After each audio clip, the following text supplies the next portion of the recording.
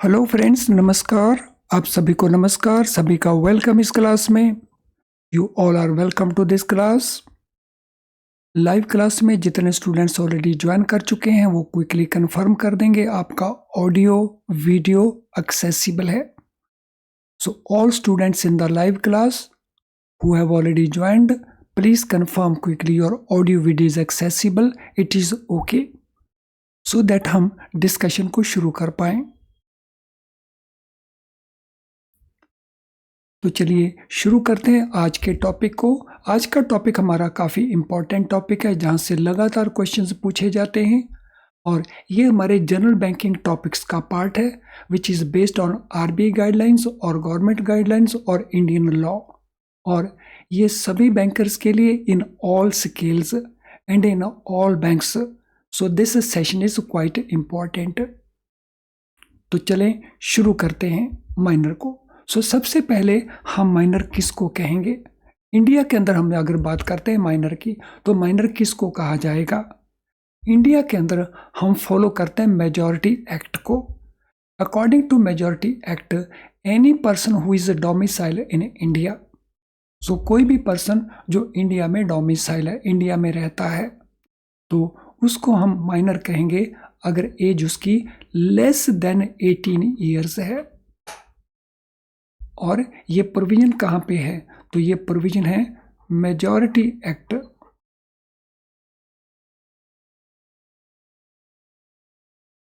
1875 में। ये प्रोविजंस है मेजॉरिटी एक्ट 1875 में। तो लेस देन 18 आपने याद रखना है। समटाइम क्वेश्चन ये पूछा जाता है अगर कोर्ट के द्वारा गार्डियन अपॉइंटेड हो, कोर्ट अपॉइंटेड गार्डियंस के केस में माइनर हम किसको कहेंगे? Yes, any answer by anyone.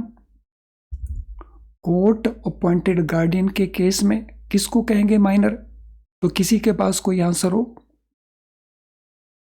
तो in case of court appointed guardians also the age is less than 18 years. तो उस केस में भी it is less than 18 years.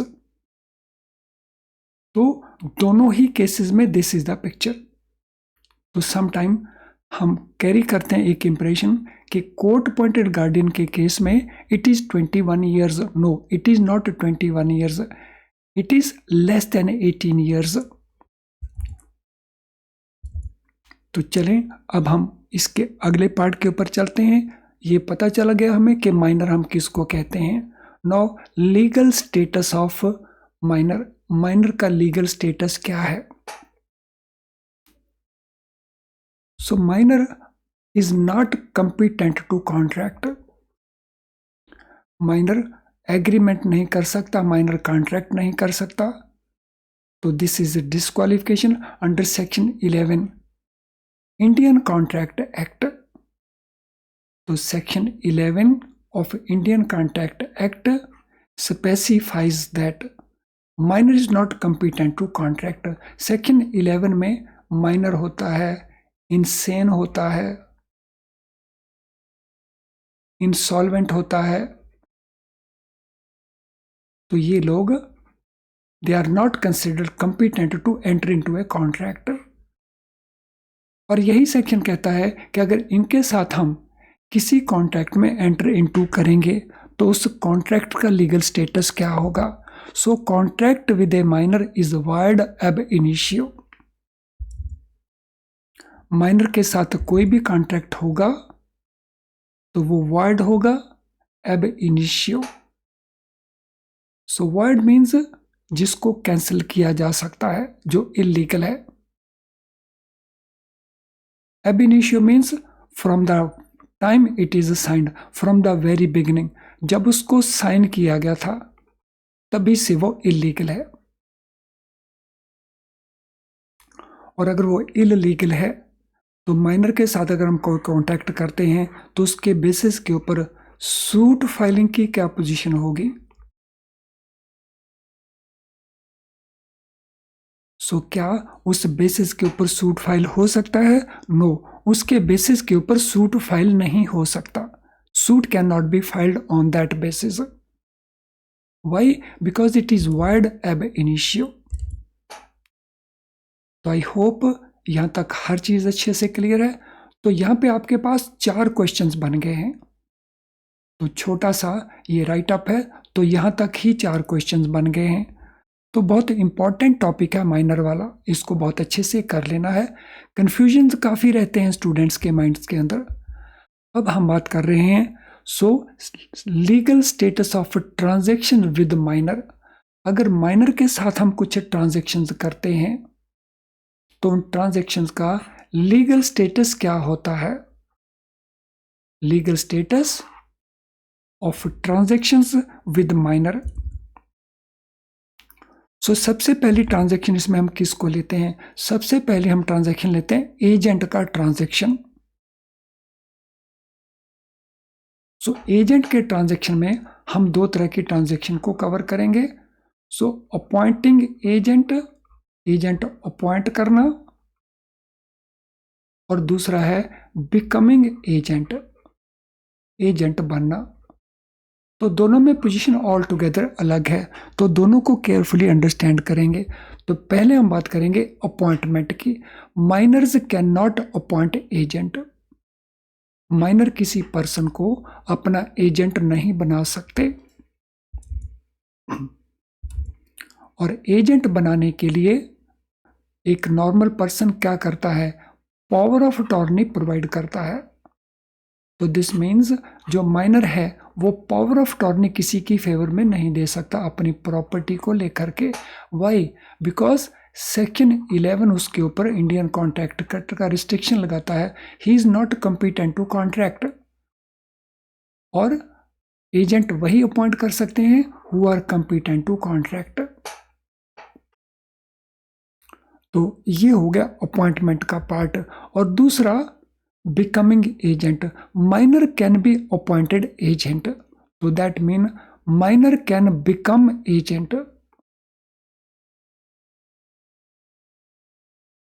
Minor agent बनाया जा सकता है। अब इसमें एक पॉइंट और आ जाता है, अगर माइनर को एजेंट बनाया जाए तो माइनर के जो भी एक्शंस होंगे एज एजेंट, उसके लिए लायबिलिटी रहेगी प्रिंसिपल की। तो when minor is working as agent, then liability for actions of the agent is that of the principal. तो ये केवल एजेंट के माइनर के केस में एप्लीकेबल नहीं है। जितने भी एजेंट अपॉइंट करते हैं, तो वो जो एजेंट हैं उनके जितने भी एक्शंस हैं वो प्रिंसिपल के एक्शंस माने जाते हैं, और उसके लिए लायबिलिटी प्रिंसिपल की ही होती है। और इन एजेंट्स में it could be a major person, it could be a minor person. क्योंकि माइनर एजेंट है तो एजेंट के एक्शंस की जो लायबिलिटी है तो वो प्रिंसिपल की रहेगी। तो I hope this transaction is clear. Agent से रिलेटेड ट्रांजैक्शन क्लियर है। अब हम चलते हैं अगली ट्रांजैक्शन के ऊपर। अगली ट्रांजैक्शन है नॉमिनेशन की। तो नॉमिनेशन में भी हमारे पास 2 प्रकार की ट्रांजैक्शंस होंगी। एक नॉमिनेट करना, दूसरा नॉमिनी बनना, टू बिकम नॉमिनी। दोनों ही ट्रांजैक्शंस अलग अलग हैं। तो पहले हम बात करते हैं minor can not make nomination. Minor nomination नहीं कर सकता। Minor can not make nomination, minor nomination नहीं कर सकता। तो नॉमिनेशन की फैसिलिटी उन लोगों के लिए अवेलेबल है who are competent to contract. यानी अगर कर पर्सन मेजर है तो वो नॉमिनेशन कर सकता है। तो मेजर होने के लिए उसकी एज कितनी होनी चाहिए? Age should be 18 years. तो 18 ईयर्स वाला कर सकता है, लेस देन 18 ईयर्स वाला नहीं कर सकता बिकॉज वो माइनर है। तो ही कैन नॉट मेक नॉमिनेशन। अब इसके दूसरे पार्ट को अंडरस्टैंड करते हैं। Minor can be nominated. Minor को नॉमिनी बनाया जा सकता है। For example, x has saving bank account. इस सेविंग बैंक अकाउंट में वो माइनर को नॉमिनी बना सकता है। फॉर एग्जाम्पल उसका सन है, उसकी डॉटर है, और एनी अदर पर्सन है जिसको भी वो नॉमिनेट करना चाहता है, अगर वो माइनर है पर्सन तो वो नॉमिनेट उसको कर सकता है। So this is allowable.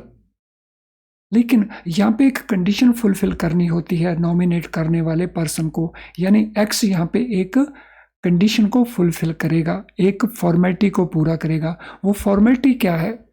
So when minor is appointed nominee, account holder will disclose name of the person to get payment on behalf of the minor.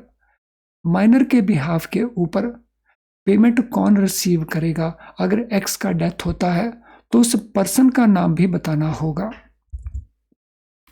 So disclosure of name of the person who will get that payment, तो वो भी important है। तो यहाँ पे ध्यान रखना है, यहाँ पे वो माइनर के लिए गार्डियन अपॉइंट नहीं कर रहा है। तो this account holder is not appointing guardian of the minor, वो केवल उस पर्सन का नाम डिस्क्लोज कर रहा है जो माइनर के बिहाफ के ऊपर पेमेंट ऑब्टेन करेगा। तो समटाइम हमें कंफ्यूजन हो जाता है कि अकाउंट होल्डर गार्डियन अपॉइंट कर रहा है। अकाउंट होल्डर के पास कोई अथॉरिटी नहीं माइनर के गार्डियन को अपॉइंट करने की। तो I am sure this part is very very clear. तो यहाँ तक सेशन कैसा जा रहा है, ज़रा थोड़ा सा फीडबैक दीजिए। कमेंट बॉक्स में चले जाइए, वीडियो के कमेंट बॉक्स में चले जाइए और वहाँ पे ज़रा बता दीजिए सेशन कैसा जा रहा है। सो सेशन अच्छा जा रहा है, सेशन बहुत अच्छा जा रहा है, सेशन बिल्कुल ख़राब जा रहा है, तो ज़रा थोड़ा सा फीडबैक टाइप कर देंगे कमेंट बॉक्स के अंदर। इससे कई और स्टूडेंट हैं जो आपको कमेंट को पढ़ के उस सेशन को वॉच करते हैं और वो बेनिफिट ले लेते हैं। तो इसलिए आपके कमेंट्स केवल कमेंट्स नहीं हैं, आपके कमेंट्स गाइडिंग फोर्स हैं फॉर अदर स्टूडेंट्स, तो उनकी हेल्प हम कर सकते हैं। तो ज़रा कर दीजिए comments quickly.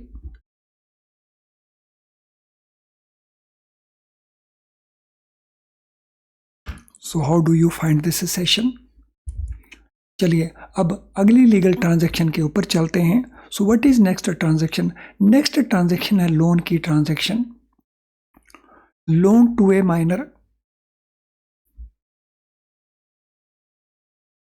So first point, minor does not incur personal liability. अगर माइनर को लोन दे दिया जाए, जानबूझ के लोन दे दिया जाए या गलती से लोन दे दिया जाए, तो उस केस में माइनर की पर्सनल लायबिलिटी नहीं होगी। तो दो तरह की लायबिलिटी होती है, एक होती है पर्सनल लायबिलिटी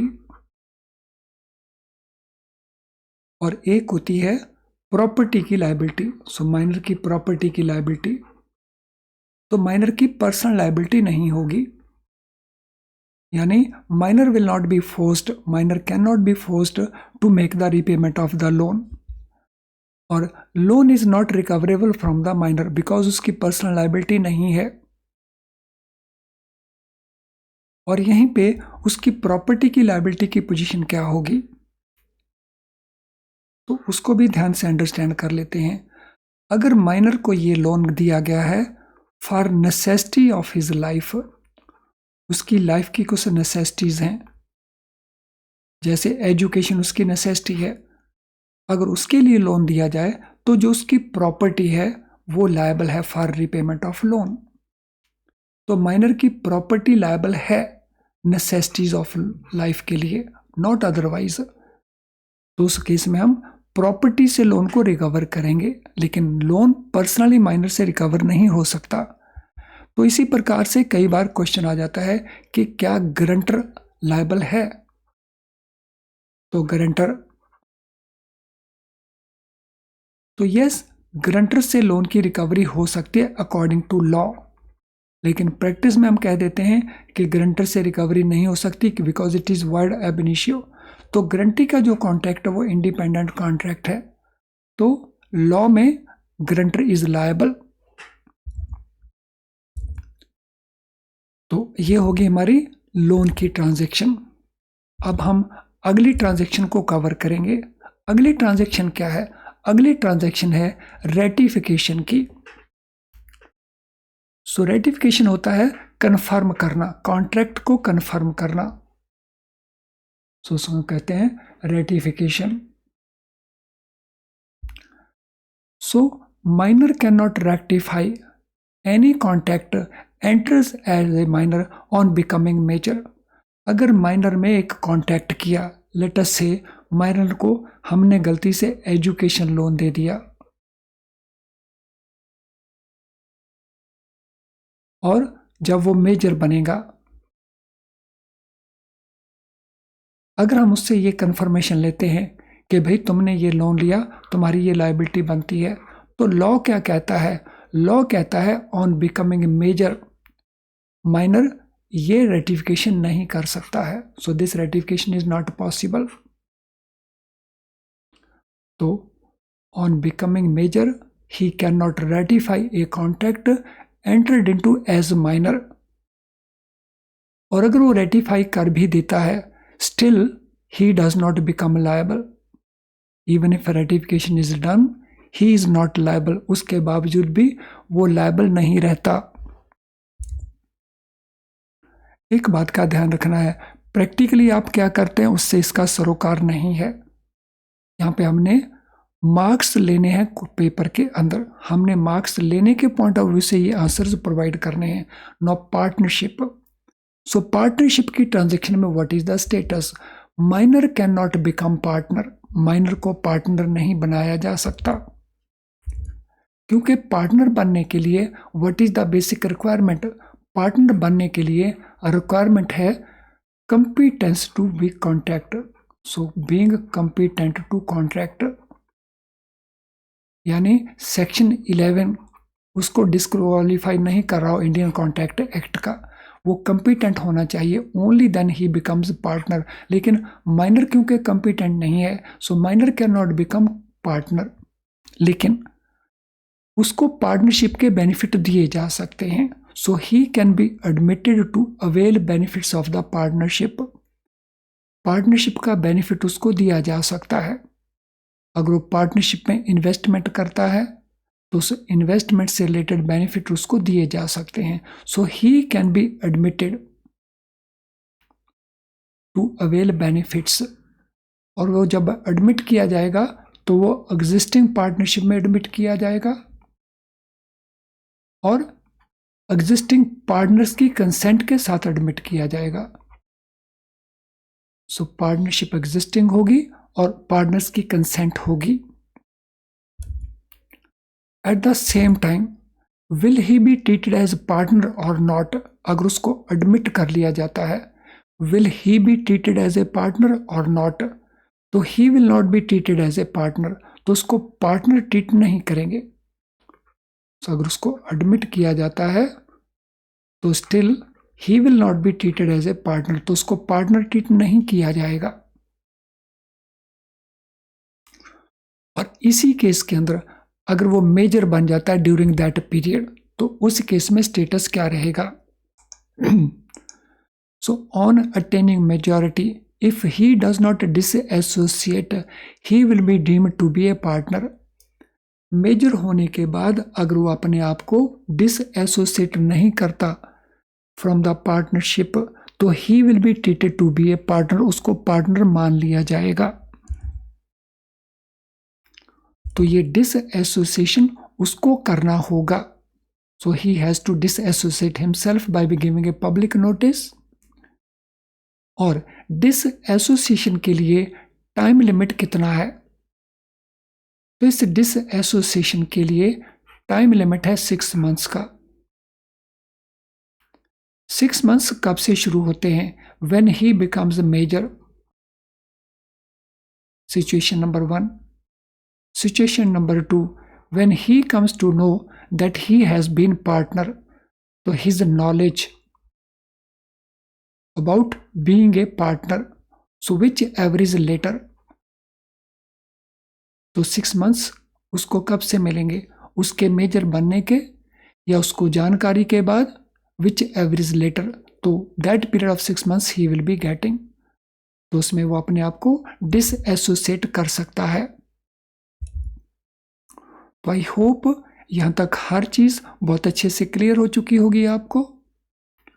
और एक ट्रांजैक्शन इसमें हम और ले सकते हैं, वो है नेगोशिएबल इंस्ट्रूमेंट को लेकर के. नेगोशिएबल इंस्ट्रूमेंट को लेकर के। सो नेगोशिएबल इंस्ट्रूमेंट के केस में तो माइनर कैन इशू यानी minor can draw, endorse, negotiate a cheque, a promissory note, a bill of exchange. So minor cheque लिख सकता है, चेक को एंडोर्स कर सकता है, चेक को नेगोशिएट कर सकता है, लेकिन he has no personal liability. So no personal liability, उसकी कोई पर्सनल लायबिलिटी नहीं होगी in case of dishonour of that cheque. अगर वो चेक डिसऑनर हो जाता है तो उसकी किसी प्रकार की लायबिलिटी नहीं होगी। सो ये प्रोविजन है सेक्शन 126 नेगोशिएबल इंस्ट्रूमेंट एक्ट का।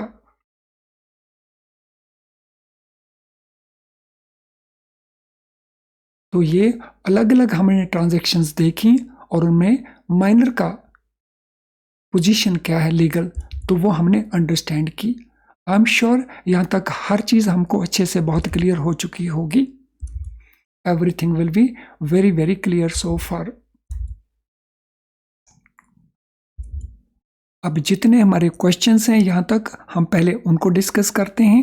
सो first question, what is age of minor for whom court appoints a guardian.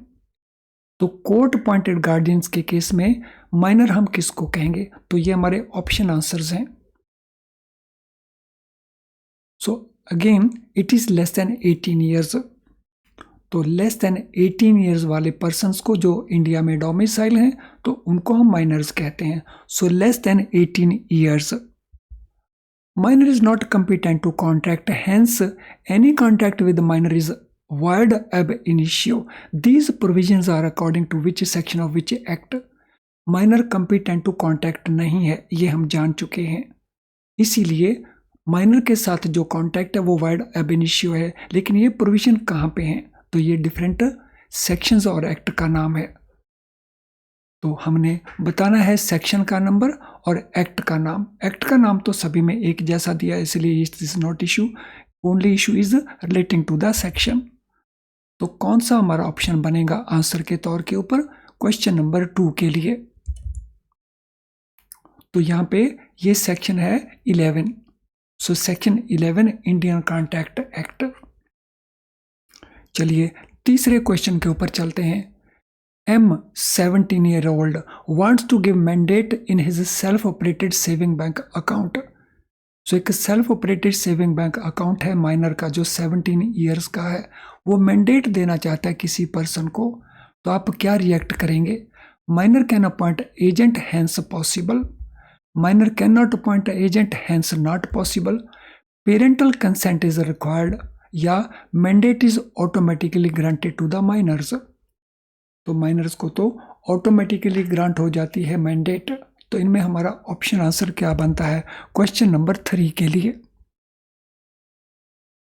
So what will be the answer for question number 3।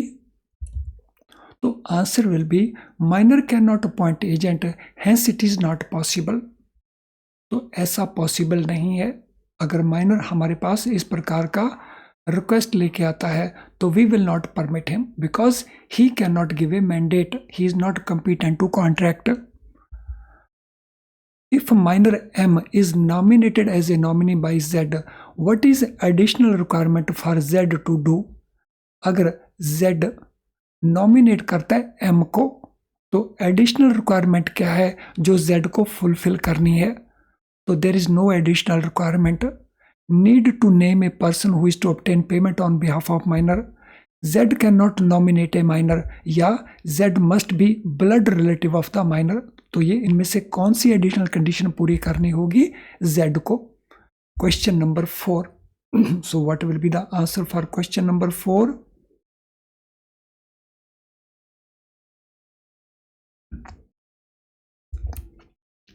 So additional requirement है need to name a person to obtain payment on behalf of minor. So option B will be our answer. तो यहाँ पे B हमारा answer था, यहाँ पे भी B हमारा आंसर है। Next question, M entered into contact with Z when M was 17. M wants to rectify the contract. Z और M के बीच में एक कॉन्टैक्ट हुआ जब M 17 का था. अब M रेक्टिफाई करना चाहता है इस कॉन्टैक्ट को. हम इसमें लेके चलते हैं कि M अब मेजर बन चुका है. Rectification is possible with mutual consent only. Rectification is possible with court approval. He cannot do so since contact is void ab initio. Rectification can be done at any time. तो question number 5 के लिए हमारा answer क्या होगा? सो ये rectification कब possible है? So what will be our answer here? Friend, this rectification is not permitted. ये रेक्टिफिकेशन पॉसिबल नहीं है. तो हमारा आंसर क्या बन जाएगा? हमारा आंसर बन जाएगा ही can not do it. So option C will be our answer.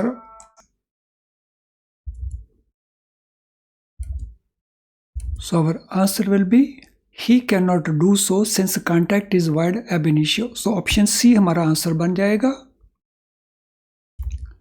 Next question. M, a minor, is admitted for benefits in a partnership of XYZ. What is liability of M? M को admit किया गया है for benefits XYZ firm के अंदर. तो M की liability क्या है? Full personal liability, limited personal liability, no personal liability. Liability is determined by partnership agreement. तो इस पार्टनरशिप के लिए जो एग्रीमेंट किया होगा उसके मुताबिक लाइबिलिटी डिटरमिन होगी. तो ये ऑप्शंस हैं आपकी. तो कौन सा आंसर हमारा बनता है क्वेश्चन नंबर 6 के लिए? So what is the answer for question number 6? तो क्वेश्चन नंबर 6 के लिए हमारा आंसर बनता है नो पर्सनल लायबिलिटी. वो किसी तरह से लायबल नहीं है पर्सनली, लेकिन यस उसका जो शेयर है पार्टनरशिप के अंदर, तो दैट शेयर इज लायबल. जो पैसा उसने पार्टनरशिप के अंदर डाला है वो तो लायबल है, वो उसकी प्रॉपर्टी है. तो माइनर की पर्सनल लायबिलिटी नहीं होती, लेकिन यहाँ पे उसने पार्टनरशिप में जब अपना शेयर डाला है कैपिटल का, so that part is liable. Next question. फिर नेक्स्ट क्वेश्चन को करने से पहले this is important information for you. Free live class जो इस समय आप अटेंड कर रहे हैं, it's very very useful class to improve your score. आप अपने स्कोर को इम्प्रूव कर सकते हैं. Is it enough to pass the exam? No, it is not enough to pass the exam. Exam को पास करने के लिए आपको फुल सिलेबस को कवर करना होता है, और इस क्लास में हम because of time constraint full syllabus नहीं कवर कर पाते. इंटरनल सर्कुलर्स तो बिल्कुल कवर नहीं कर पाते. जनरल बैंकिंग का कुछ पार्ट हम कवर कर पाते हैं. तो जो जो पार्ट हम कवर करेंगे वो सीधा बेनिफिट आपको इस फ्री क्लास का मिलता है आपको स्कोर को इम्प्रूव करने के लिए. फ्रेंड, इंटरनल सर्कुलर्स आपको अपने लेवल के ऊपर अरेंज करने हैं. जनरल बैंकिंग के लिए जिसमें आरबी की गाइडलाइंस हैं, गवर्नमेंट की गाइडलाइंस हैं, इंडियन लॉ है, जहाँ से बहुत सारे क्वेश्चंस पूछे जाते हैं. Major part of the paper is from this part. तो उसके लिए we have best quality very low priced video lessons, जिनको आप यूज़ करेंगे तो बहुत बेनिफिट आपको मिलेगा. और क्वेश्चन बैंक हमारे पास अवेलेबल है जिसमें बहुत प्रैक्टिस के क्वेश्चन आपको मिलेंगे. PDF स्टडी नोट्स हमारे पास अवेलेबल है. आरबी की नोटिफिकेशन की समरी अवेलेबल है. गवर्नमेंट स्पॉन्सर्ड स्कीम्स हैं, वो सब कुछ अवेलेबल है. तो उसका बेनिफिट आप ले सकते हैं. आज के सेशन से रिलेटेड अगर आपका कोई क्वेश्चन है तो हम कमेंट बॉक्स में अपने क्वेश्चन को लिखिए. इनमें से कुछ भी आपको लेना है तो आप हमारी ऐप में यूज़ कर सकते हैं इनको, या हमारी वेबसाइट के थ्रू इनको ले सकते हैं. तो इनका बेनिफिट लीजिए.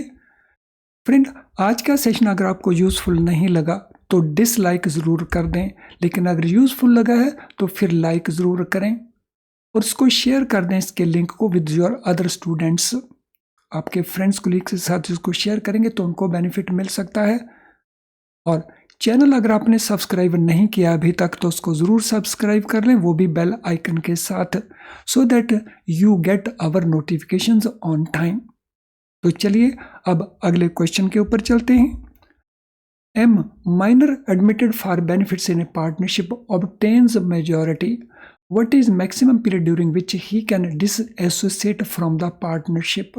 So maximum period कितना है जिसमें वो अपने आप को डिसएसोसिएट कर सकता है। तो ये हमारे ऑप्शन आंसर्स हैं। Very easy question. तो यस, इट इज 6 मंथ्स, एकदम करेक्ट है आपका answer. It is 6 months. M minor issues a check from his saving bank account which is dishonored. What is liability of the minor? M ने अपनी cheque book में से एक check issue किया saving bank account को debit करवाने के लिए, लेकिन चेक डिसऑनर हो जाता है। सो माइनर की लाइबिलिटी की क्या पोजीशन है? Personal liability, no personal liability, liability limited to nominal value of the cheque, या liability determined by the bank. तो ऑप्शन हमारा आंसर क्या बनेगा क्वेश्चन नंबर 8 के लिए? तो हमारा आंसर बनेगा नो पर्सनल लाइबिलिटी, उसकी कोई पर्सनल लाइबिलिटी नहीं होती। तो यहाँ पे सी आंसर, बी आंसर है, और यहाँ पे भी बी आंसर है, no personal liability of the minor. Friend, minor से रिलेटेड गार्डियनशिप के क्वेश्चंस और उसके अकाउंट से रिलेटेड क्वेश्चंस, उनको हम कवर करेंगे इस वीडियो सीरीज के नेक्स्ट पार्ट के अंदर। तो उस वीडियो को देखना मत भूलना, जिसमें हम ये डिस्कस करेंगे उसकी गार्डियनशिप के इश्यूज और उसका जो बैंक अकाउंट है उससे रिलेटेड इश्यूज को। Thank you friends, all the best.